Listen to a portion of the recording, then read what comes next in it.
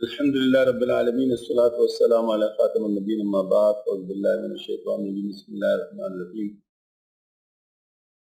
آج منگل کا دن ہے۔ منگل کے دن ہمارے ہاں حضرت مولانا روم رحمۃ اللہ علیہ کے شعرا پاک تصنیف مثنی مولانا روم کا درس ہوتا ہے۔ یہ چونکہ گزشتہ سے پیوستہ ہے تو انشاءاللہ وہیں سے بات شروع کر رہے ہیں۔ خود چه باشد پیش نوری مستقر،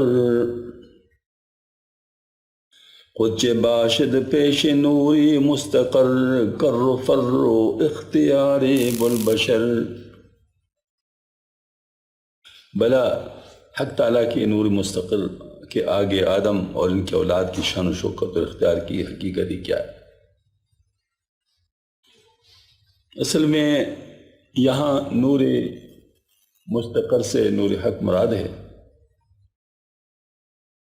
جو بظاہر اعمال میں قرار یافتہ ہوتا ہے۔ اس کا حاصل یہ ہے کہ اعمال میں اسماء الہیہ کے مظاہر میں نور حق کو قرار حاصل ہوتا ہے، اور وہ نور ان اعمال کا حسن ذاتی ہے۔ لیکن وہ اعمال اس اعتبار سے کہ عبد کے اختیار سے صادر ہوتے ہیں موصوف بقبح ہے۔ جب رحمت حق رجوع کرتی ہے تو صفت قبح زائل ہو جاتی ہے اور حسن ذاتی قائم رہتا ہے۔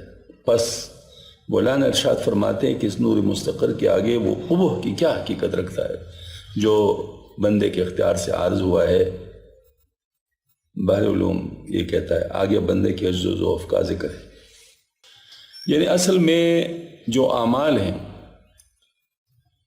وہ چونکہ اس میں اللہ جل شانہ کی طرف سے توفیق بھی شامل ہوتی ہے اور انسان کا ارادہ بھی شامل ہوتا ہے۔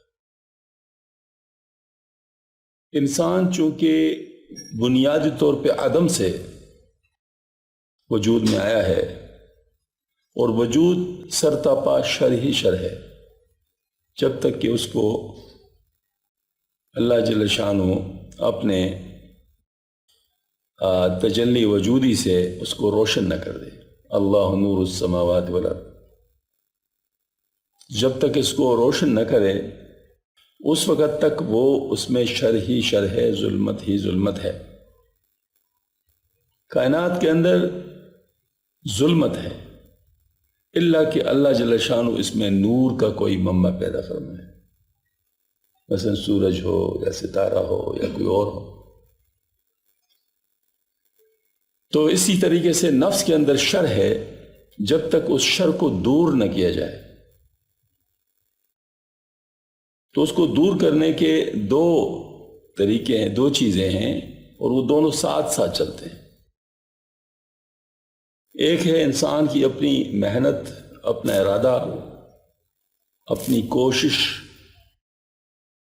اور دوسرے ہے اللہ جل شانہ کی توفیق، اللہ جل شانہ کی قبولیت۔ یہ الگ بات ہے کہ اللہ جل شانہ نے چونکہ اپنے لیے یہ واجب قرار دیا والذین جاہدوا فینا لنہدینہم سبلنا، جو مجھ تک پہنچنے کی کوشش کرتا ہے تو اللہ پاک فرماتا ہے ہم ان کو ضرور بضرور ہدایت کے راستے سجائیں گے۔ اس وجہ سے ہماری کوشش ہوتی ہے تو اللہ پاک قبول فرماتے اور اللہ کے لسانوں راستہ دیتے، لیکن وہ راستہ دینا، جو راستہ ہمارا ہے، جو یوں کہہ سکتے جو ہماری کوشش ہے، وہ اللہ کے توفیق کے مقابلے میں کچھ بھی نہیں ہے۔ اللہ تعالیٰ کے توفیق اگر شامل حال نہ ہو تو انسان کچھ بھی نہ کر سکے، لیکن اللہ پاک اس کے اندر اپنی طرف سے جان ڈالتے ہیں۔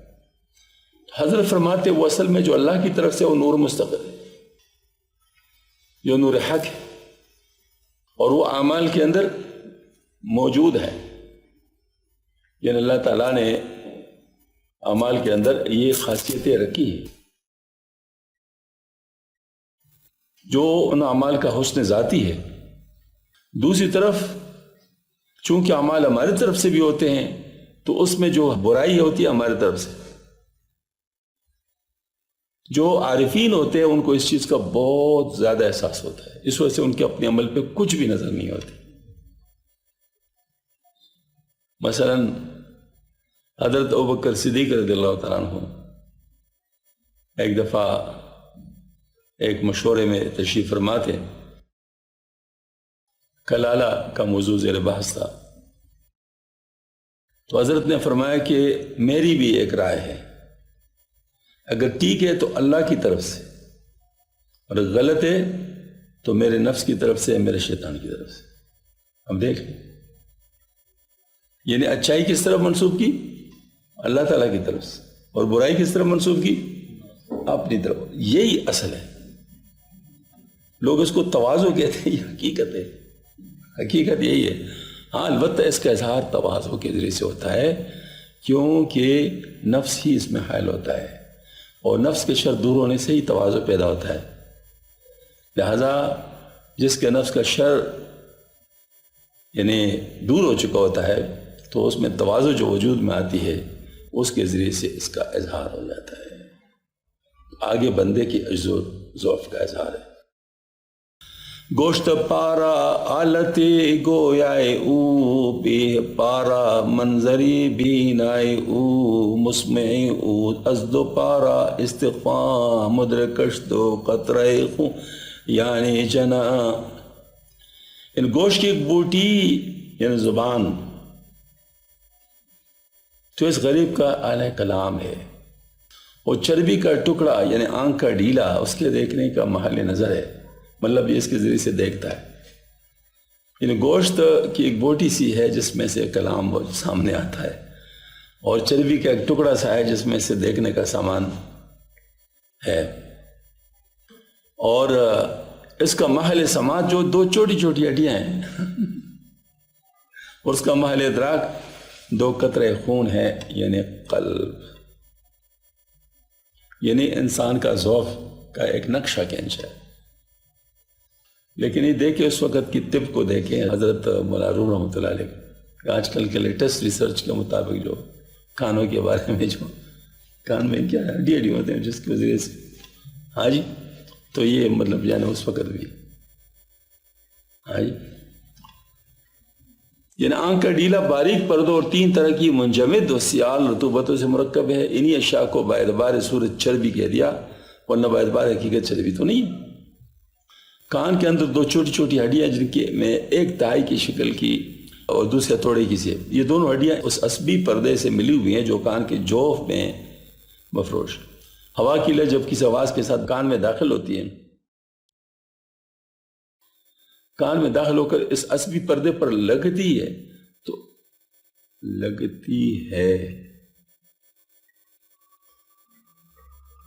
ان ہڈیوں میں حرکت پیدا ہوتی اور اس آواز کو دماغ تک پہنچ جاتی ہے۔ ہاں جی، جو مقام ادراک ہے، ہر قسم کے ادراکات کا محل در حقیقت دماغ ہے۔ قلب جذبات و عواطف و عزام و خیال کا محل ہے، یہاں مجازن اس کو محل ادراک ہے۔ تھوڑا سا ان سے بھی کوئی تھوڑا سا میرے خیال میں آج کل کے جدید ریسرچ کا اثر مطلب جو ہے نا ہوا ہے ان پر جن نے لکھا ہے، ورنہ حقیقت دل کے اندر سمجھنے کا نظام موجود ہے، کیونکہ اللہ جل شانہ نے وہ قلوب لا یفقہون بہا، لہم قلوب لا یفقہون بہا، ان کے دل ہے کہ وہ سمجھتے نہیں، تو سمجھنا ادراک ایک چیز نہیں۔ اس کا مطلب ہے کہ سمجھنے کا تعلق دل کے ساتھ ہے۔ کس طرح ہے یہ تفصیلات ہیں، البتہ ہم لوگ کم از کم اتنا جانتے ہیں کہ ہمارے اردو زبان کے محاوروں میں یہ چیز موجود ہے۔ 2 باتیں، ایک ہوتا ہے دل و دماغ اور ایک ہوتا ہے قلب و جگر۔ یہ 2 الفاظ جیسے تعلیم و تربیت آتے ہیں نا لفظ، دونوں اکٹھے، اس طرح دل و دماغ کا لفظ بھی اکٹھے آتے ہیں، اور قلب و جگر، قلب بھی دل ہی ہے۔ اس کا مطلب جو قلب ہے یہ برزخ ہے، اس کا ایک حصہ عقل کے ساتھ اٹیچ ہے اور ایک حصہ اس کا نفس کے ساتھ اٹیچ ہے۔ چونکہ جگر جو ہے یہ نفس کا مرکز ہے، مطلب یہ نفس کی ریپرزنٹیشن ہے، جیسے دماغ جو ہے نا عقل کی ریپرزنٹیشن ہے. تو یہ جو ہے نا مطلب یہ ہے کہ جیسے ہم کہتے ہیں نا جگر چلنی ہو گیا، کلیجہ منہ کو آ گیا. جب بہت تکلیف ہوتی ہے انسان کے اوپر، بڑا بوجھ پڑتا ہے، تو کہتے ہیں کہ کلیجہ منہ کو آ گیا. اور جس وقت بہت تکلیف ہوتی ہے، غم ہوتا ہے، تو کہتے ہیں جگر چلنی ہو گیا. اس کا مطلب ہے کہ انسان کا جو نفس ہے وہ یعنی جو چیزوں سے اثر لیتی ہے، یعنی مختلف حالات سے جو اثر لیتی ہے، وہ اصل میں گویا کہ وہ جگر کے ذریعے سے ریپرزینٹ کیا گیا. ویسے نفس پورے جسم کے اندر ہے، جس طرح روح پورے جسم کے اندر ہے. یعنی آنکھوں کا بھی نفس ہے، اور کانوں کا بھی نفس ہے، اور دماغ کا بھی نفس ہے. یہ دماغ کے اندر جو فضول خیالات آتے ہیں وہ کس وجہ سے آتے ہیں؟ ہاں جی. اور اس طریقے سے جو ہاتھ کے اندر بھی نفس ہے، پاؤں کے اندر بھی نفس ہے، جسم کے تمام حصوں کے اندر اپنا اپنا نفس موجود ہے، لیکن اس کا جو مرکز ہے وہ جگر. دوسری طرف عقل یا یوں سمجھ لے کہ احساسات و ادراکات کا جو تجزیہ نکار ایریا ہے وہ پورے جسم میں پھیلا ہوا ہے، جیسے اعصابی نظام ہے. تو لیکن اس کا جو اصل مرکز ہے وہ دماغوں کے اندر ہے. اور اس طرح روح پورے جسم کے اندر موجود ہے، لیکن وہ جو اس کا قلب کا جو یعنی بنیادی نظام ہے وہ قلب کے اندر ہے. تو یہ یہاں پر مطلب یہ کہتا ہے کہ ادراکات کا محل در حقیقت دماغ ہے. تو ٹھیک ہے، لیکن ساتھ دل بھی ہے. دل اس کے ساتھ ملا ہوا ہے، لیکن کیسے ملا ہوا ہے وہ ذرا بات بتاتا ہوں. جسمانی طور پہ نہیں، جسمانی طور پر تو دماغ کے سینسیشن سے، لیکن روحانی طور پر اس کے ساتھ دل اس طرح ملا ہوا ہے کہ الہام آتا ہے دل میں، اور وسوسہ بھی دل میں آتا ہے. وسوسہ بھی دل میں آتا ہے، الہام بھی دل میں آتا ہے. اس کا ثبوت یہ ہے، جو آج کل کے جدید ریسرچ سے ذرا متاثر ہے نا، تو وہ کہتے ہیں کہ جو قلب ہے اصل میں مائنڈ کو کہتے ہیں. بعض لوگوں نے کہا ہے مائنڈ کو کہتے ہیں، حالانکہ قرآن پاک میں بالکل واضح اشارہ موجود ہے کہ قل اعوذ برب الناس ملک الناس الہ الناس من شر الوسواس الخناس الذی یوسوس فی صدور الناس من الجنۃ والناس. اب یوسوس فی صدور الناس جو ہے نا، مطلب اس کا مطلب وسوسے کی جگہ سینہ ہو گیا. اور حدیث شریف میں فرماتے ہیں کہ دل کے اوپر شیطان مستولی ہوتا ہے، اور اگر کوئی غافل ہوتا ہے تو وسوسہ ڈال لیتا ہے، اور اگر کوئی ذاکر ہوتا ہے تو پیچھے ہو جاتا ہے. تو اس کا مطلب وسوسے کا میدان حدیث شریف میں قلب آ گیا، اور قرآن میں سینہ آ گیا. تو اب یہ دل کون سی جگہ ہے؟ سر میں ہے، یا یعنی قلب سر میں ہے، یا اس میں ہے سینے میں؟ دوسری بات یہ بات ہے کہ جو قلب کے جو مدرکات ہیں، ایمان اور کفر، یہ بھی دل ہے. اور جذبات، مجھے آپ بتائیں نفرت آپ کہاں محسوس کرتے ہیں؟ دماغ میں. اور خوشی اور محبت، یہ ساری چیزیں مطلب ہر عام آدمی بھی محسوس کر سکتا ہے، مطلب دیکھتے ہیں کہ وہ اس کو دل میں محسوس کرتا ہے. تو گویا کہ یہ چیزیں جو ہے مطلب بے شک ہم لوگ ریسرچ کرتے جائیں، پتہ نہیں نیورونز پہ ریسرچ ہو، کبھی کیا ہو کبھی کیا ہو، جو اخیر میں ہم اس بات تک شاید پہنچ ہی جائیں. لیکن ہمیں قرآن و حدیث سے تو پتہ چل گیا نا. ایک مومن کے لیے تو یہ بات کافی ہے. جیسے کافر سائنسدان آسمان نہیں مانتا، لیکن مسلمان مانتا ہے، کیونکہ قرآن پاک سے ثابت ہے. وہ کہتے ہیں یہ نظر کی حد ہے، تو صحیح کہتا ہے، صحیح کہتا ہے، اس کی نظر کی حد ہے. ہماری نظر کی بھی حد ہے. ہمیں جو نظر آ رہی ہے آسمان نہیں ہے، آسمان اس سے پیچھے، ہاں اسی ڈائریکشن میں ہے، یہ بات صحیح ہے، اشارہ ہم کریں گے آسمان تو ٹھیک ہے، صحیح ہے، کیونکہ بادل بھی اس ڈائریکشن میں ہے، نظر کی حد بھی اس ڈائریکشن میں ہے، ساری باتیں ہیں، لیکن بہرحال اصل آسمان جو ہے وہ بہت پیچھے ہے، بہت پیچھے۔ اسی طریقے سے مطلب یہ ہے کہ ہمیں یہ چیزیں جو قرآن و سنت سے معلوم ہوئی ہے، ہم تو اس پر یقین کرتے ہیں، ہمارے پاس اس کے گویا کہ وہ بھی ہیں، یعنی گویا کہ فزیکل ذرائع بھی ہیں، لیکن بہرحال کوئی نہ مانے تو ہم ان کے ساتھ نہیں الجھتے۔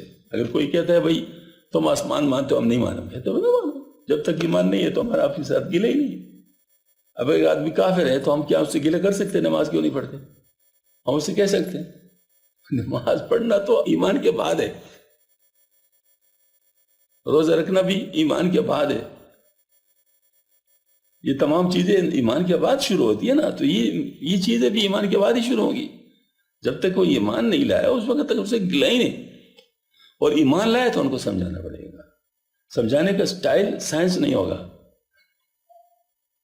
سمجھانے کا سٹائل قرآن و سنت ہوگا۔ اگر قرآن و سنت میں ہے اور قرآن و سنت اس سے ساکت ہے تو ہم سائنس کی بات مان سکتے ہیں، پھر کوئی مسئلہ نہیں، پھر ہم مان سکتے ہیں، کیونکہ ہمیں انتم عالم بامور دنیا کو فرمایا گیا، لہٰذا ہم لوگ اس کو لے سکتے ہیں، سائنسدانوں سے بھی لے سکتے، ڈاکٹروں سے لے سکتے، انجینئروں سے لے سکتے، وہ تمام چیزیں لے سکتے ہیں۔ لیکن اگر مقابلہ آ گیا، قرآن ایک کہتا ہے اور سائنس دوسرا کہتا ہے، ہم کہتے ہیں سائنس ابھی تک اس تک نہیں پہنچا، سائنس ابھی راستے میں ہے۔ علامہ اقبال نے ذرا اس کو تھوڑے سے اس انداز میں کہا ہے، قافلہ تک کر فضا کے پیش و غم میں رہ گیا، مہر و ماں مشترک ہو میں نہ سمجھاتا میں مطلب یہ کہ یہ چیزیں ایسا زیادہ تک نہیں چل سکتی، مطلب جو میرا سوچ ہے اس سے اوپر ہے، تو کہاں تک میں مطلب ان کی باتیں سمجھوں گا؟ تو یہ بات ضروری ہے کہ وہ یدرک الابصار، ہاں بے شک، ہاں اس وقت آلے کے طور پہ وہ تو رہا ہے اس وقت، کیونکہ مدرک ہر چیز کا اپنا اپنا ہے، تو دیکھنے کا مدرک جو ہے نا وہ آنکھ۔ اچھا، کرم کی وہ از قدر وہ آگندئی تم تراکے در جہاں افگندئی، اے انسان تو ایک ناچیز کیڑا ہے اور گندگی سے بھرا ہوا ہے، اس پر بھی تو نے جہاں میں اپنے فخر غرور کا ایک ہنگامہ ڈال رکھا ہے۔ حضرت علی کرم اللہ وجہہ کے ساتھ کوئی بات کر رہا تھا تو ذرا فخر کے طور پہ کہا مجھے جانتے ہو میں کون ہوں؟ تو حضرت نے فرمایا بالکل جانتا ہوں، پہلے ایک گندہ قطرے تھے، اب گندے کے ڈولو، پھر گندے کی ڈیر ہوگی، تینوں باتیں صحیح ہے، ماضی حال مستقبل سارا بتا دیا۔ ماضی گندگی کے قطرے تھے، ایک گندے قطرے تھے، اور موجودہ حالت میں گندے کی ڈولو۔ اب دیکھو ہمارے جسم کا سب سے یعنی اندر سے باہر آنے والی جو چیز ہے سب سے زیادہ پاک چیز تھوک ہے، اس سے زیادہ کوئی چیز پاک نہیں ہے، تھوک۔ ہاں جی، تو اپنا تھوک کوئی کھاتا ہے؟ اپنا تھوک کہتے اپنا تھوک چاٹتا ہے، تو اپنا تھوک کوئی نہیں کھاتا، گن آتی ہے اس سے، ایک دفعہ منہ سے نکل گیا دوبارہ منہ میں نہیں ڈال سکتا۔ ہاں جی، تو اس کا مطلب ہے کہ ہمارے جسم کے اندر جو ہے وہ سارا گند ہے، اللہ نے پردہ رکھا ہوا ہے، اس کے اندر اندر سارا کو جمع کیا گیا ہے۔ باہر بڑا خوبصورت میدان ہے، اندر تو کیا ہے۔ ہاں جی، تو یہ تو ہمارا موجودہ حالت ہے، آئندہ پتہ نہیں کتنے ٹریلینز وہ بیکٹیریا موجود ہیں جو اس انتظار میں ایک آدمی مر جائے اور بس وہ اٹیک شروع کر لے، اور اٹیک شروع کر لے وہ جسم کے بخرے بخرے کر لے، اور پھر اس کے بعد وہ گندے کی ڈیتھ ہو جاتا ہے۔ تو یہ مطلب ہے ازمنی بودی منی راوا گزار، اے ایازاں پوسی تیرا یاد آر، اے انسان غرور تو ناپاک قطرے سے پیدا ہوتا، غرور کو چھوڑ دے، اے ایاز تو بادشاہ کا مقرر ہونے پر غرور نہ کر، بلکہ اپنی اس پوستین کو یاد کر جو ایک محتاج غلام ہونے کے ایام میں تجھے میسر تھی۔ ایاز سلطان محمود غزنوی رحمۃ اللہ علیہ کا ایک محبوب غلام تھا جو بادشاہ کی طبیعت میں دربار کے بڑے بڑے وزراء و امراء سے بڑھ کر دخل رکھتا تھا۔ بلدے لاہور میں اس کی قبر زیارت گایا لاہور میں اس کا قبر ایاز کا۔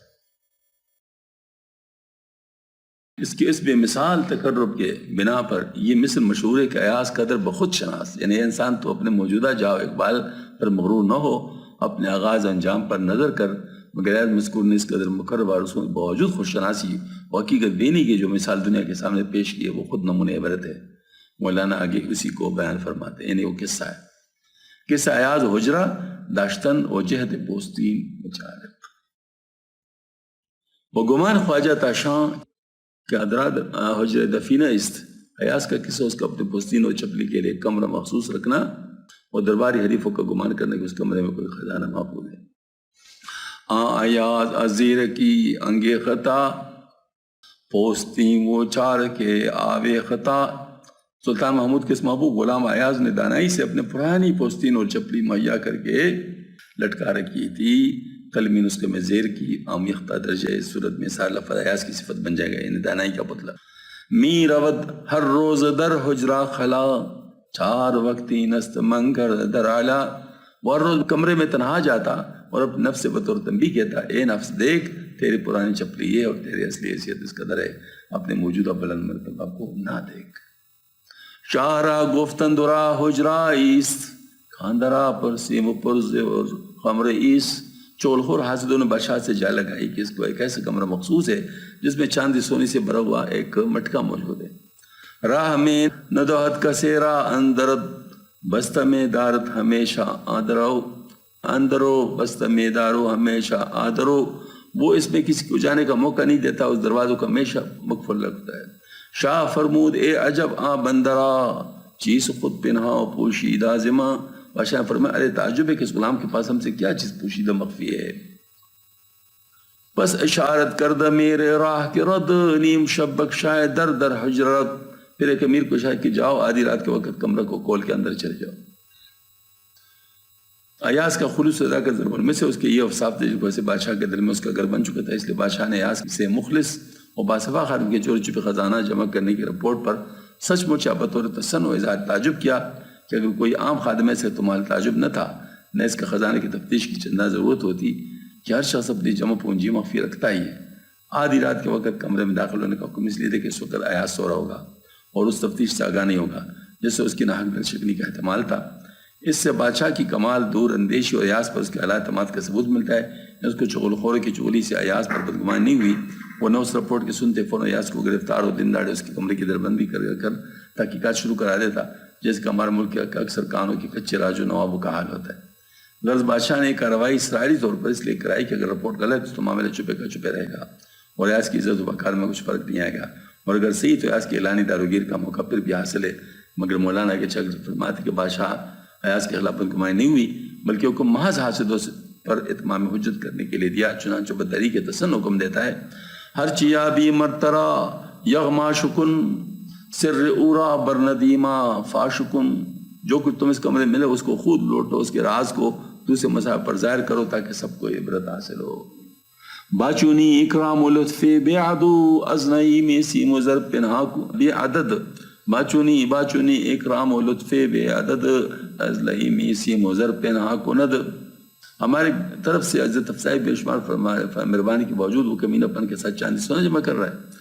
میں نمائد او وفا او مہر او جوش وانگی او گندم نما او جو فروش۔ وہ یہ تو ہر وقت وفا اور محبت اور جوش کا اظہار کر، اور اس وقت ساتھ ہی وہ گیہوں دکھا کر جو بیچنے یعنی فریب دینے والا ہے۔ ہر کے اندر عشق یابد زندگی کفر باشد پیش او جز بندگی۔ جو عشق کے اندر زندگی پائے اس کے لیے بندے کے سوا ہر چیز بمنزل کفر ہے۔ ایاز کا ہمارے عشق میں سونے چاندی کا شوق رکھنا کفران عشق ہے۔ نیم شب آمیر باسی معتمد در کشاد حجرے اور آئے زد۔ آدھی رات کو کشمیر نے اپنے 30 معتمد و قابل اعتماد لوگوں کے ساتھ کمرہ کھولنے کا مشورہ کیا۔ مشالہ بر کردہ چندی پہلواں جانبی حجرہ روانہ شادماں۔ غرض اتنے بادر مشل اٹھا کر خوشی خوشی حجرہ کی طرف روانہ ہوئے۔ کامر سلطان صبر حجرہ زنیم ہر یکے ہمیان زردش لیم۔ ان کی خوشی اس بات کی بادشاہ کا حکم ہے ہم ایاز کے کمرے میں چھپا ماریں گے اور جو کچھ میں پائیں گے لوٹ لیں گے. ہمیں سرشاد شفیع کو ایک ایک تیلی بغل میں دبا کے لائے گا. آئے کہ میں گفت اے چے جائے زر از اکی کو لال گو از گوہر. ایک کہتا تھا سونا کو جا تم اکی کو لال اور موتی کی بات کرو. خاص خاص محزنی سلطان ویست بلکہ اکنو شاہ را خود جان ویست. بادشاہ کے خزانے خاص کا خاص خزانچی وہی تو ہے بلکہ اب تو بادشاہ کی جان بھی وہی. آگے مولا فرماتے ہیں چی محلدار بپیش عاشق لال و یاقوت و زمرد یا عقیق. میں لوگ یہ معلوم نہیں کہ معشوق کے خاص کے آگے لال و یاقوت و زمرد یا عقیق کیا وقت رکھتے ہیں. شارا بروے نبودا اے گما غرے می کرد بہر امتحان. بادشاہ کو اس پر یہ بدگمانی ہرگز نہیں دی بلکہ امیر کو اس کا تلاش کا حکم جو دیا تھا وہ بطور آزمائش یا تمسخ کر کے دیا تھا تاکہ حاصل کے منصوبہ آزمائش سے غلط ثابت ہو. پاک میدارستش از ہر غش غل بعض از وہمش وہمیں لرزید دل. اس کا کوٹ و خیانت سے پاک سمجھتا پھر اس وہم سے بھی اس کا دل کامتا تھا. یہ مبادہ کی ازو خستہ شود من نخوام کی برو خجلت شود. کہ مبادہ مجھ سے رنجیدہ میں نہیں چاہتا کہ اس کو اپنی خانہ تلاشی کی شرمندگی اٹھانی پڑے. یہ نہ کر دست او مگر کر دو رواست ہرچہ خواہد گو بکن محبوب ماس. یہ جمع ذر کا کام اس نے نہیں کیا. اگر اس نے کیا تو جائز ہے وہ جو چاہے کرے ہمارا پیار ہے. ہرچہ محبوب ہم کند من کردہ ام او منم من او جگر در پردہ ام.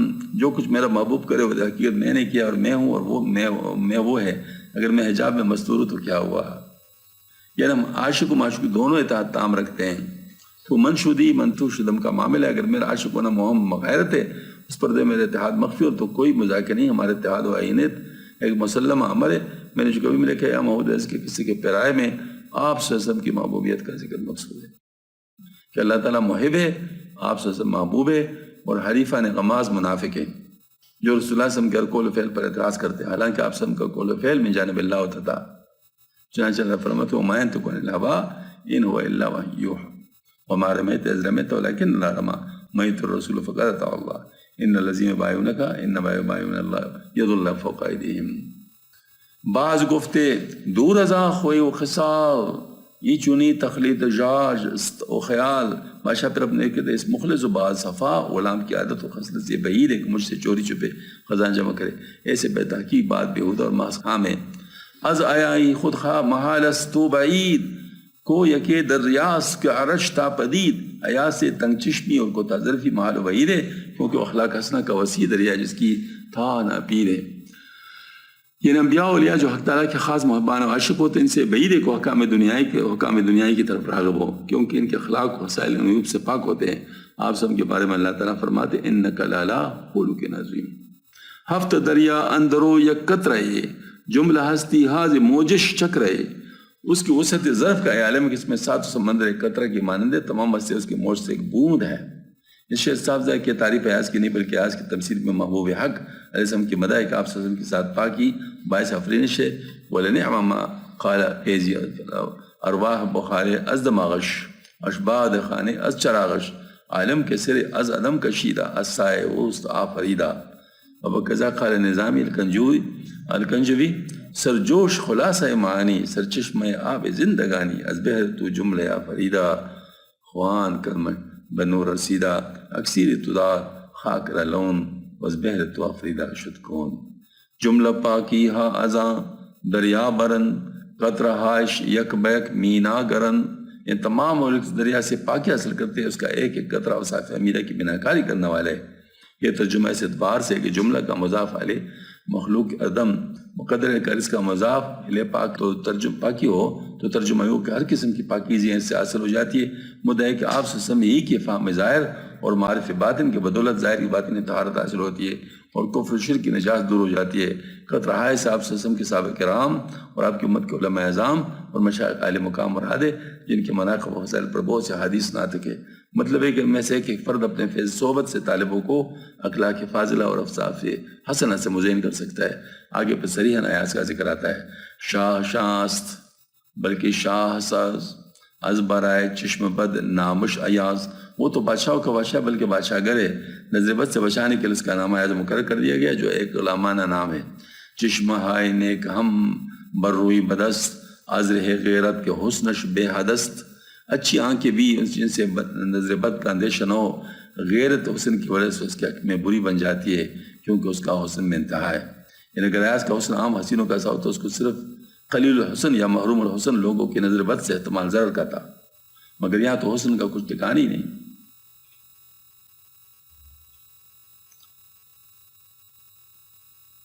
مگر یہاں تو حسن کچھ ٹھکانا ہی نہیں، حتیٰ کہ بڑے سے بڑے اہل حسن اور باب جمال کی نظر میں ان کا حسن کٹکتا ہے، اس لیے ان سے بھی چشم زخم کا اندیشہ ہے۔ اب ایاز کے ذکر جمال سے مولانا کا ذہن جمیل مطلق تعالی شانوں کی طرف منتقل ہوتا ہے۔ بحث بظاہر ایاز کی مدح ہے، مگر مراد محبوب حقیقی ہے۔ وہ ظاہری پہلو کے لحاظ سے اگلے شعر میں رشک لفظ ملک کا لفظ استعمال ہے جو محبوب حقیقی کے لیے استعمال نہیں ہو سکتا۔ بات انشاءاللہ اس پر اخیر میں ہوگی کیونکہ سارے آپس میں متعلق اشعار ہیں تو ان کو تقسیم کرنا بڑا مشکل ہے، تو اس وجہ سے میرے خیال میں جب تک پوری بات سامنے نہ آئے تو اس وقت تک اس پر بات کرنا ممکن نہیں ہے۔ یک دہاں خواہم بپہنائے فلک تھا بگوئم وصف رشکی ملک، میں ایک ایسا منہ چاہتا ہوں جو آسمان کی وسعت رکھتا ہو تاکہ اس منہ سے اس غیرت ملائکہ کی تعریف کروں۔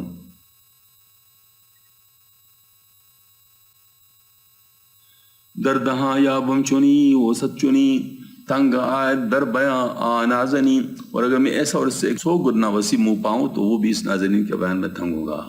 این قدر ہم گر نہ گویم ایسا ند شیشہ دل ازوائفی بشکند، اے پشپنا ہر چند کی تعریف جو میں کر رہا ہوں نہایت کم ہے، لیکن اگر میں اتنا بھی بیان نہ کروں تو میرا شیشہ دل کمزوری کی وجہ سے ٹوٹ جائے گا، کیونکہ جوش عشق کا ضبط دل کے لیے مشکل ہے، اس محبوب کے بیان سے اس کا جوش نکل جاتا ہے۔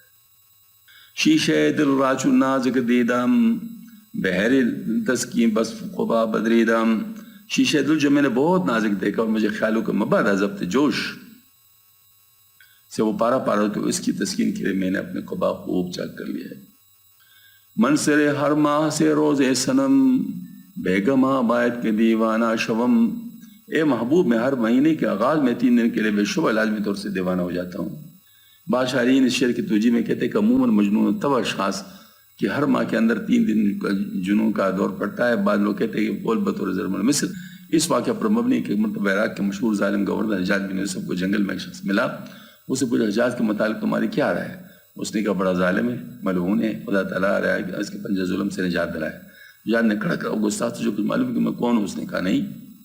کہا میں حجاج بن یوسف۔ اس نے سیر کا ادب سے کہا حضور آپ کو بھی معلوم ہے ایجز کون ہے؟ حجاج نے کہا مجھے معلوم نہیں۔ کہا میں ابن اجل کا مشہور پاگل ہے جس کو مہینے 3 دن جنوں کا دورہ پڑتا ہے، آج میرے دورہ کا پہلا دن۔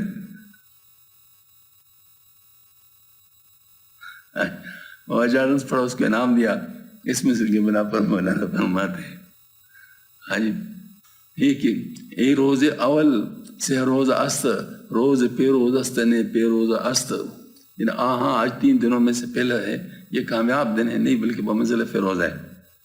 مصر ثانیہ کے ثانیہ کے توجیہ میں شاعرین بہت مختلف ہے۔ ہم نے 12 ملوم کا اختیار کردہ پیرائی لیا ہے، جس طرح فیروز ہے کثیر الخواص جواہر اور نیہ خواص کی وجہ سے مراولی کو اس کو انگشتری میں جڑواتے ہیں، اس طرح دن بھی جس میں اولول عشق سے جو شنو عارض ہے بہت سے فضائل و برکات رکھتا ہے۔ بعد نے فیروز کو مدخول حرف نفی ٹھہرا کر مطلب کہ یہ دن فیروز مندی کا دن ہے، فیروزہ کی طرح جمال محض نہیں بلکہ بعض نے اس لفظ کو بیروزہ سمجھا ہے، یعنی یہ دن بے موقع نہیں ہے۔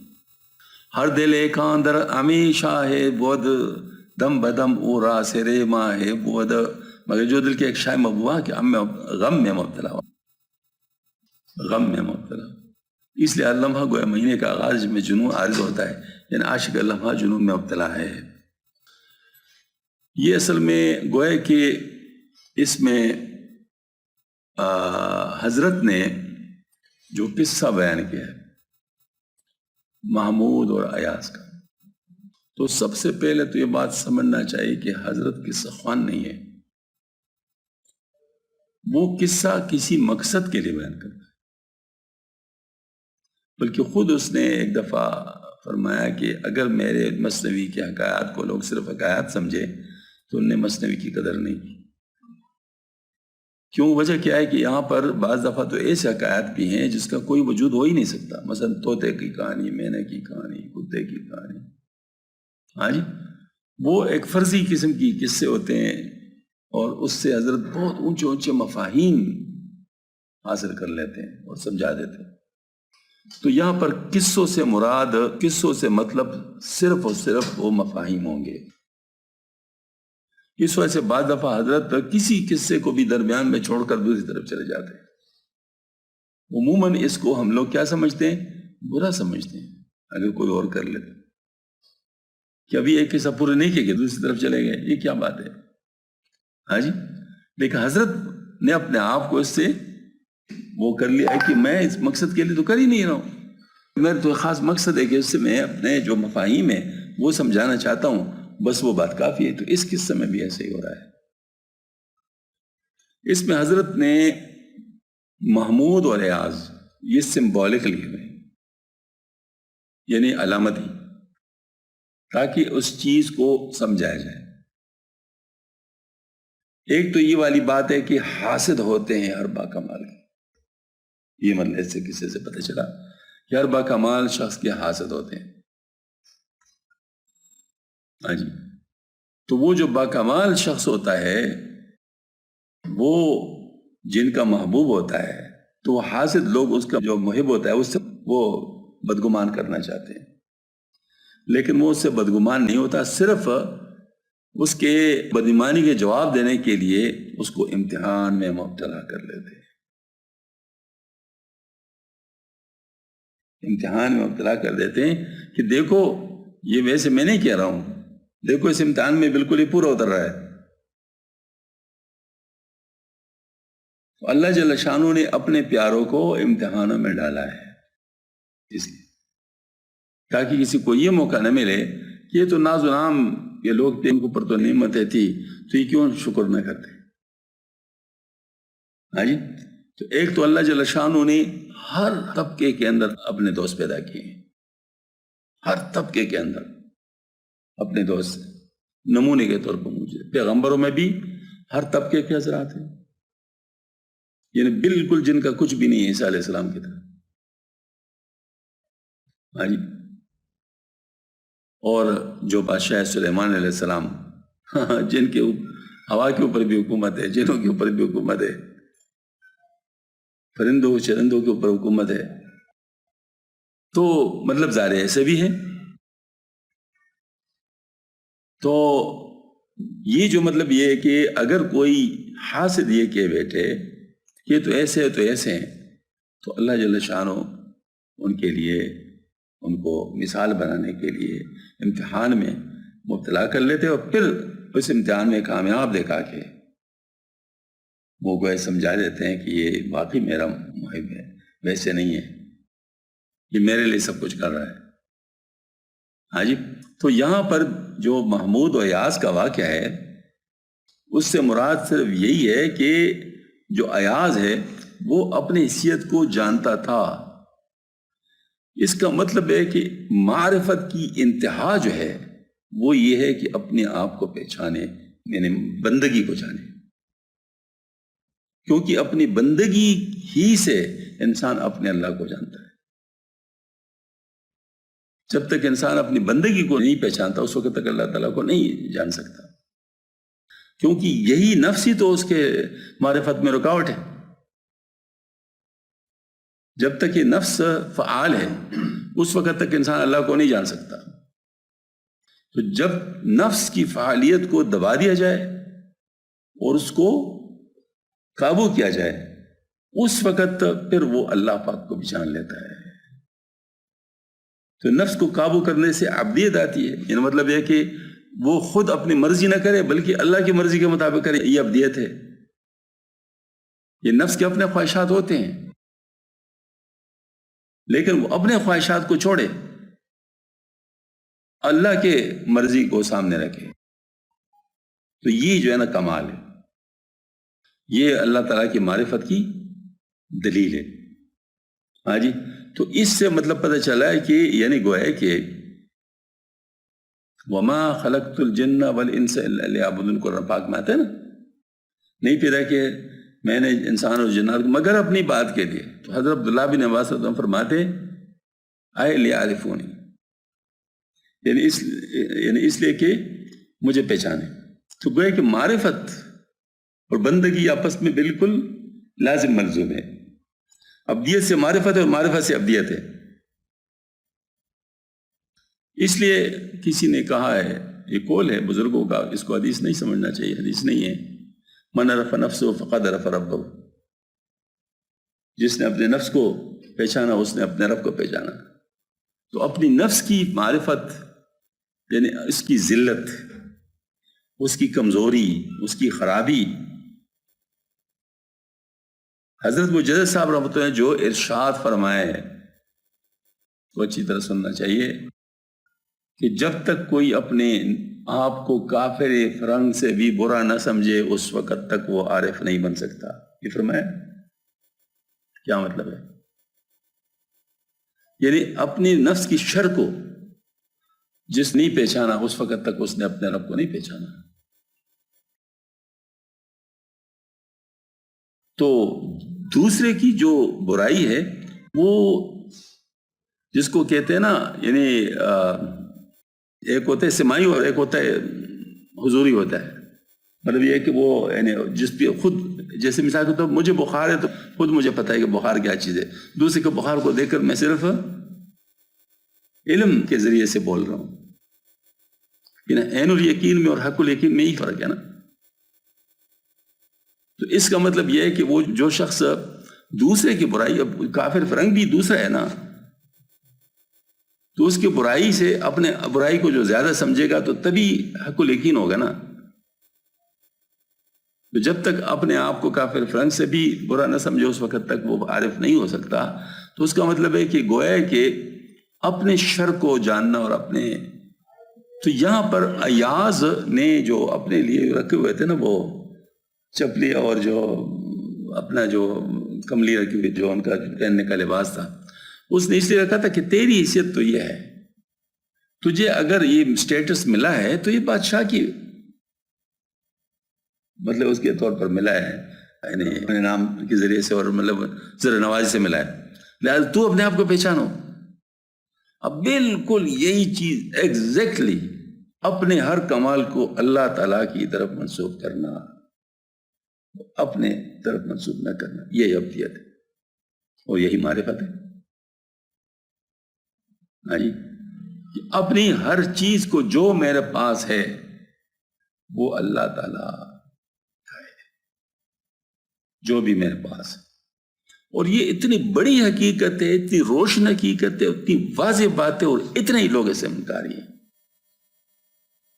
کہ اس تک پہنچنا عجیب بات ہے، بہت مشکل. اور یہی نفس کے موجودگی کا سب سے بڑا دروازہ ہے کہ پتہ چلتا ہے کہ نفس موجود ہے. یعنی اتنی بڑی حقیقت جو ہمیں دیکھ لیں بالکل، یعنی اس میں عقلی طور پر ہمارے کوئی مطلب جواب نہیں ہے، لیکن طبعی طور پر اس کو ماننا بڑا مشکل تھا.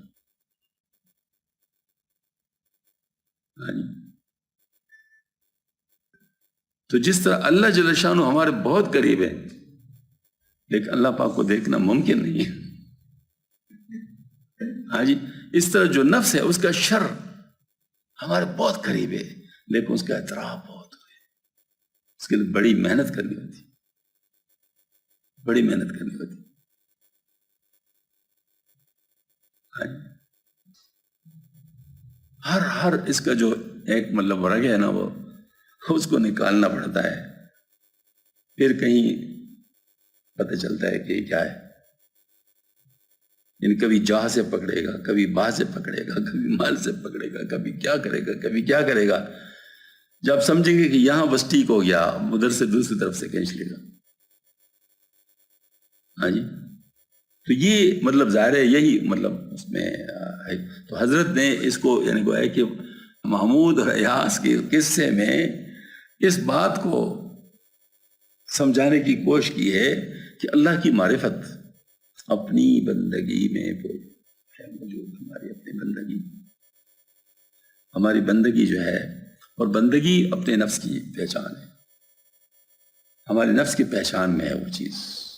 جب تک ہم اپنے نفس کو نہیں پہچانیں گے اس وقت ہم اپنے رب کو نہیں جان سکتے. تو اس پہ لوگوں نے بڑی حسد کی. ایسے ہی بالکل اللہ والوں کے ساتھ ہوتا ہے. اللہ والے جو باتیں کرتے ہیں تو ان کے ساتھ لوگ کہتے ہیں کہ پتہ نہیں کیا کہتے ہیں، کیوں؟ وجہ کیا ہے کہ ان کے لیول سے ذرا مختلف ہوتی ہے.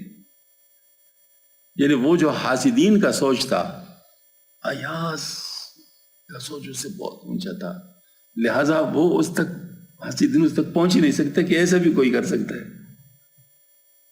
وہ کہتے ہیں کہ کوئی چھپی ہوئی چیز ہے تو اس کا مطلب ہے کہ اس میں کوئی دنیاوی کمال کی چیز ہے.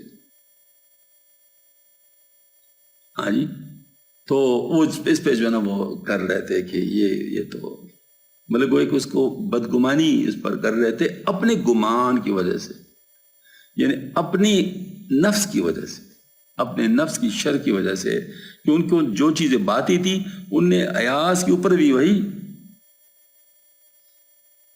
تو جس طرح کفار نے پیغمبروں کو بھی اپنی طرح سمجھا، بلکہ تقریباً قرآن میں کئی پیغمبروں کے بارے میں یہ آتے ہیں کہ تو ہماری طرح ہے، ہماری طرح کھاتے ہیں، ہماری طرح بازاروں میں جاتے ہیں. پھر کیسے؟ مطلب یہ صرف ہمارے اوپر اپنی سرداری قائم کرنا چاہتے ہیں. یہی ہے نا تقریباً بار بار ہی بات.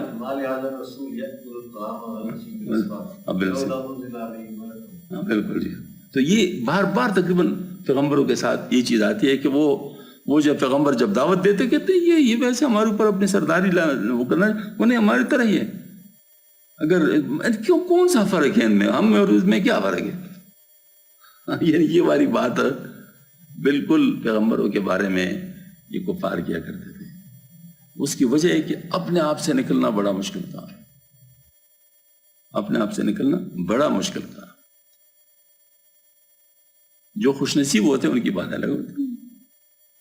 عبداللہ بن سلام رضی اللہ تعالیٰ جو یہودیوں کو بڑے علماء میں سے تھے، ان نے جب آپ صلی اللہ علیہ وسلم کو دیکھا تو فی الفور کہا یہ چہرہ جھوٹے کا نہیں ہو سکتا.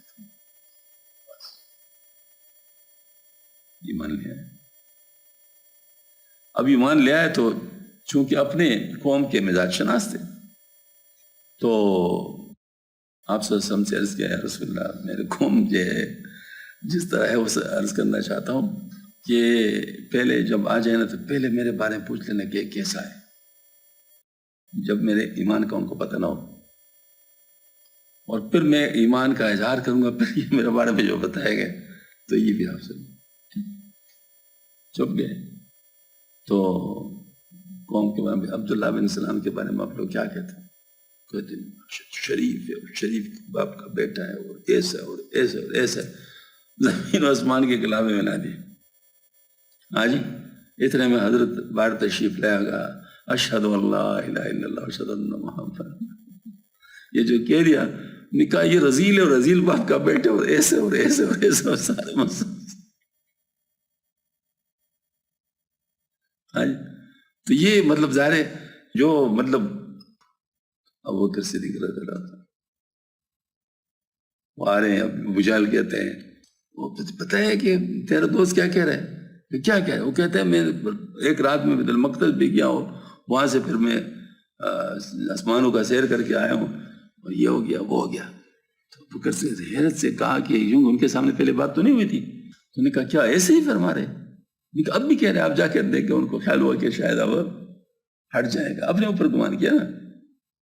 تو جس وقت انہوں نے کہا کہ ابھی بھی جا کر انہوں نے کہا اگر وہ ایسا کہتا ہے تو بالکل ٹھیک کہتا ہے.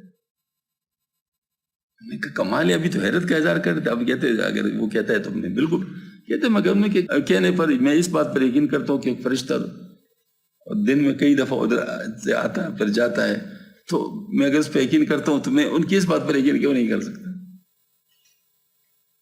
بس خوش نصیب. ہاں جی، تو یہ بات ہے، مطلب خوش نصیبی کی بات الگ ہے، ورنہ صحیح بات یہ ہے کہ اپنے نفس سے نکلنا بڑا ہی مشکل کام، بڑا ہی مشکل کام. اللہ تعالیٰ یہ ہمیں اپنے نفس کی شر سے بچائے یا کریم. تو یہ دوسرا قصہ در بیان کی آنچ بیان می شود صورت قصاص و در خور صورت گناه است و در خور عین ایشان و از قدوس حقیقت آنت کرا شم می آید و از خجالت قلب سرویش می کند اس بات کے میں کہ جو کچھ بیان ہو رہا ہے وہ ظاہر قصہ ہے جو ظاہر پرستوں کے لائق ہے، ان کے آئینہ ضمیر پر منطبق ہونے کے لائق، اور اس قصے کے حقیقی پاکیزگی کے لحاظ سے ظاہری قصے کو بیان کرتے قوت گویائی کو شرم آتی ہے اور قلم خجالت سے اپنا سر و داڑھی نوچتا ہے۔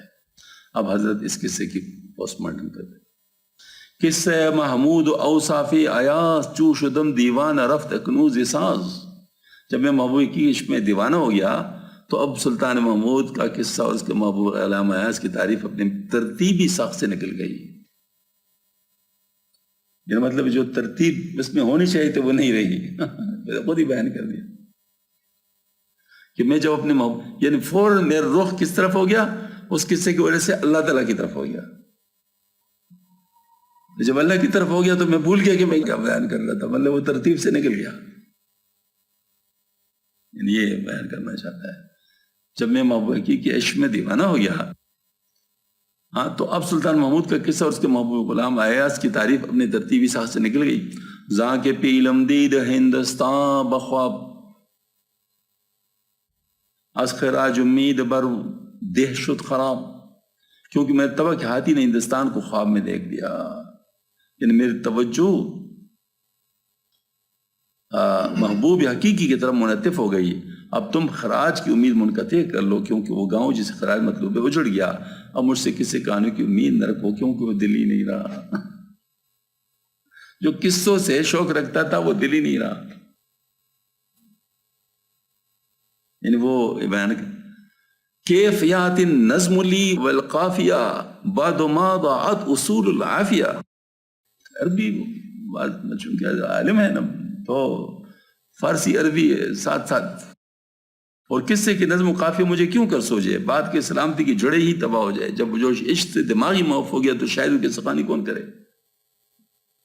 ما جنون واحد لی فی الشجون بل جنون فی جنون فی جنون۔ بعض دفعہ مولانا بڑے جوش میں آ جاتے ہیں نا تو یہاں پر بھی والی بات ہے، مجھے عشق کیا من دو، صرف ایک ہی قسم کا جنون نہیں بلکہ جنون در جنون در جنون ہے۔ ذاب جسمی من اشارت الکنا منذ عائنت بقا فی الفنا، یعنی عربی میں چل پڑے۔ کنیت اصل میں کنا سے ہے نا، کنیتوں کے اشاروں سے میرا وجود انجان ہو گیا جب سے میں نے فنا میں اپنی بقا دیکھ لی۔ فنا سے مقصود وجودی موہوم کا اضمحلال ہے، فنا سے مقصود وجودی موہوم کا اضمحلال ہے۔ سبحان اللہ، کیا بات ہے جی، کس طریقے سے فرما رہے ہیں۔ فنا سے مقصود وجودی موہوم، اصل میں ہمارا وجود وجودی موہوم ہے، یعنی یوں کہہ سکتے ہیں اللہ پاک نے اپنے ارادے کو عدم سے ہمیں وجود میں لانے کے لیے استعمال فرمایا، تو اصل میں ہمارا وجود تو اصل وجود نہیں ہے بلکہ اللہ پاک کا ایک ارادہ ہے جس کو استقرار بخشا گیا ہے۔ مجھے صاحب کے الفاظ میں جس کو استقرار بخشا گیا ہے، یعنی اللہ تعالیٰ کا ایک ارادہ ہے۔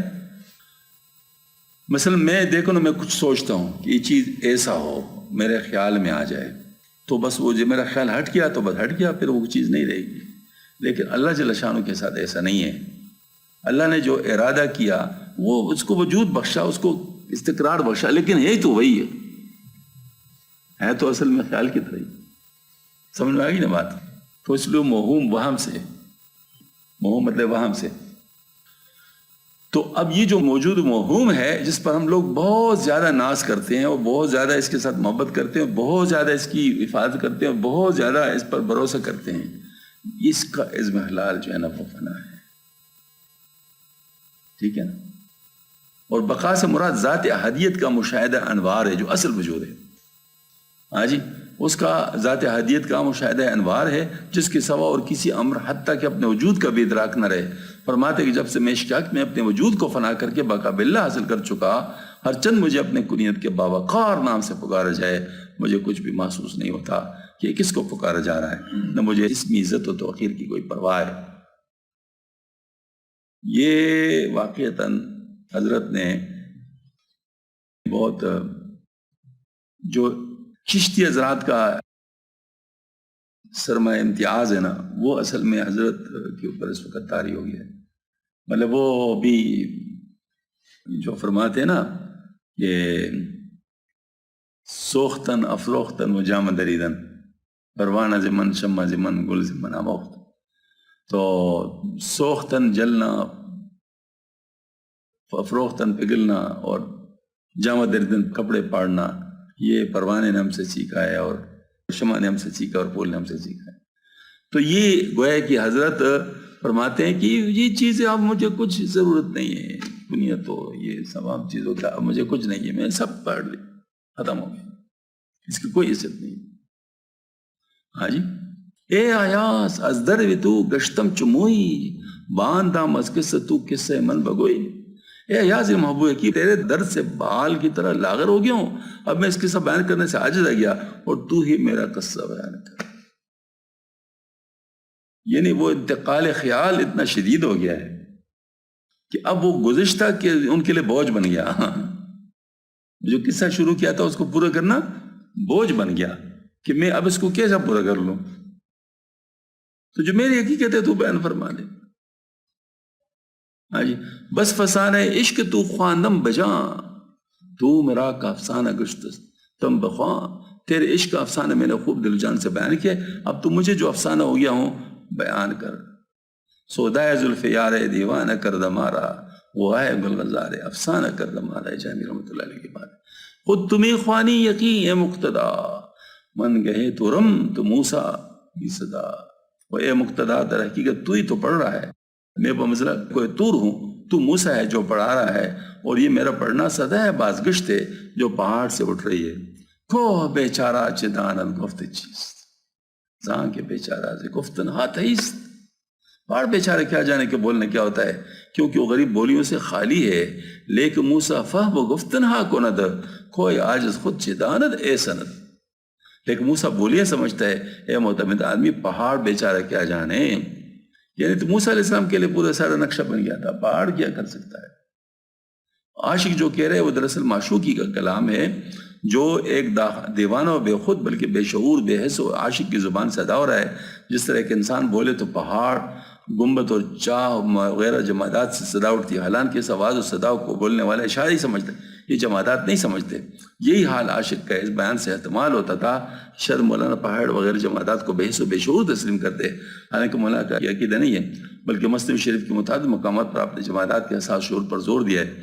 لہذا استعمال کو رفع کرنے کے لیے فرماتے ہیں، کو ہم دانت بقدر خیشتن اندکے نارد لطف روحتن. ہاں پہاڑ بھی اپنے مقدور پر سمجھتا ہے، جس طرح جس میں عنصری بھی کسی قدر روح کا لطف رکھتا ہے. جس میں روح کا ذکر ضمناً آ گیا تھا اور تمثیلاً ابینی کے ذکر کی طرف انتقال فرماتے ہیں. تھن چو استرلاب باشد ز احتساب، آیت از روحم چو آفتاب. جس میں عنصری حساب معلوم کرنے کے لحاظ سے استرلاب کی طرح روح کے لیے مثل آفتاب کی ایک نشانی ہے. الفاظ کی تقدیم و تاخیر کس قدر محل مطلب ہیں.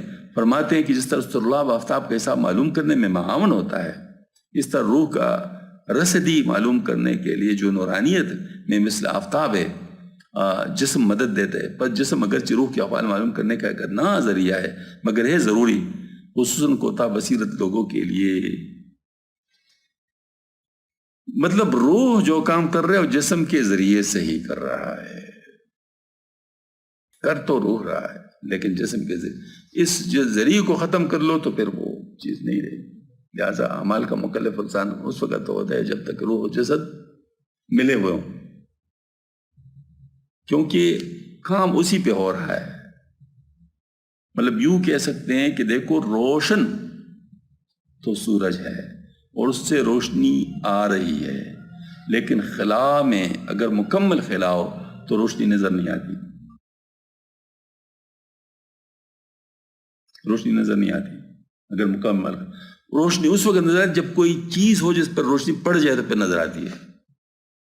اور جو کہتے ہیں کہ درمیان میں ہم جو سورج کی کرنیں نظر آتے ہیں نا، وہ بھی اصل میں وہ ذرات کی وجہ سے نظر آتے ہیں. وہ جو ذرات ہوا میں ہوتے ہیں اس کی وجہ سے نظر آتے ہیں، ورنہ پھر نظر نہ آئے. تو اس کا مطلب یہ ہے کہ یہ ٹھیک ہے، جسم جو ہے بہت ادنا ہے، لیکن روح کے لیے ایک نشانی، ایک ٹارگٹ ہے جس کے ذریعے سے وہ اپنی پہچان کرواتا ہے. بڑی تفصیلی، بڑی مطلب گہری بات کی طرف مطلب جو ہے نا وہ لے جا رہے ہیں. منجم چون باشد چشم تیز، شرط باشد مرد استرلاب ریز۔ منجم جب صاحب بصیرت نہ ہو، جو خود بہت احوال نجوم معلوم کر لے، تو کسی استرلاب بنانے والے آدمی کی ضرورت پھر پڑتی ہے۔ تھا کند بہرشت اللہ بے نکو، تھا برد از حالت خورشید بو، تاکہ وہ کاریگر اس منجم کے لیے اچھا سا اور استرلاب بنائے، تاکہ منجم کے اس کے ذریعے سورج کی حالت کا سراغ لگائے، مگر استرلاب کے ذریعے احوال فلک معلوم کرنا پوری تحقیق کا فائدہ نہیں کر سکتا۔ چنانچہ جہاں کز استرلاب جوید او ثواب، چھ قدر دانت ز چرخ و آفتاب، جو جان استرلاب کے ذریعے طلب حق کرے وہ آسمان و آفتاب کا کیا حال معلوم کر سکتے۔ اس طرح مقید جسمانیت کو روح کی عجائبات کیا نظر آئیں گی۔ مطلب جو ان چیزوں میں پنسا ہوا ہے وہ آگے نہیں جا سکتا۔ مطلب یہ چیزیں ضروری ہے، لیکن جس حد تک ضروری بس اسی تک ہی رکھو۔ اس میں کوئی گم ہو جائے، اس میں کوئی پنس جائے، تو پھر وہ اصل جگہ تک نہیں جا سکتا۔ اس لیے نظر تو بڑی اونچی رکھو، لیکن اس کا استعمال ضرور کرو۔ نظر بڑی اونچی رکھو لیکن اس کو استعمال ضرور کرو۔ تو گز استرلاب دیدہ بنگری، در جہاں دیدن بسے تو قاصری۔ اے طالب، تو جو آنکھوں کے استرلاب کے حقائق باطن کو دیکھتا ہے تو عالم باطن کا مطالعہ کرنے سے قاصر ہے، کیونکہ آنکھیں باطن کو نہیں دیکھ سکتی، اس کے لیے کچھ اور نظام ہے۔ ایک ہوتے بصارت، ایک ہوتے بصیرت۔ بصارت جو ہے ظاہر کی آنکھ کا کمال، اور بصیرت باطن کی آنکھ کا کمال ہے، اس کے لیے رستہ اور ہے۔ تو جہاں را قدر دیدائی کو جہاں سبلت چرا بالی دائی، تو نے جہاں کو اپنے آنکھوں کے مقدور پر دیکھا ہے، بس تیرا دیکھوا جہاں کیا حقیقت رکھتا ہے۔ تو نے ناحق اپنے حسن تحقیق کے فخر سے مونچوں کو تاؤ کیوں دے رکھا ہے؟ اگر درا کی حقیقت کا شوق ہے تو عارف آرا سرما ہست آ بجوئے، تاکہ دریا گھر لدی چشمہ ججوئے۔ عارف لوگ کے پاس بصیرت کا سرما ہے، بصیرت کا سرما، اس کو طلب کرو، تاکہ آنکھ جو قلت بصیرت میں مثل نہر ہے، کثرت بصیرت میں دریا بن جائے۔ اب پہلے سابق بیان کی تربوت فرماتے ہیں کہ شدت عشق میں میرے دماغی توازن قائم نہیں، کیف آتی النظم لی والقافیہ، میں کیسے اشعار کہوں، کہاں میں قافیہ ملاؤں، کیا میں اس تکلف میں پڑ جاؤں؟ مجھے اب ذرا اس کی طرف ہوش ہی نہیں ہے۔ ذرا از عقل و ہوش اربع منست، اینچ صداؤ پریشان گفتنست۔ عقل و ہوش کا ایک ذرہ بھی میرے اگر ساتھ ہے تو یہ دیوانگی پریشان گوئی کیوں ہے؟ مگر مجبور معذور ہوں، کیونکہ چونکہ مغز منز عقل وحش تحریس، پس گناہ مندری تخلیط چیز۔ جب میرے دماغ عقل و ہوش سے خالی ہو رہا ہے تو اس قدمہ اس میرا کیا قصور ہے؟ میرے خیال میں یہاں تک کافی۔ اس آگے لمبا نظر آتا ہے تو اس کا حق ادا نہیں ہو سکے گا، تو میرے خیال میں یہاں تک کافی ہے۔ اس میں بہت زیادہ ماشاءاللہ مضامین مخفی ہیں، تو امید ہے کہ انشاءاللہ اگلی دفعہ میں کچھ اس کے بارے میں عرض کر سکیں گے۔ ابھی فی الحال اس پہ ہی سماعت پہ ہی کفایت کر لیتے ہیں۔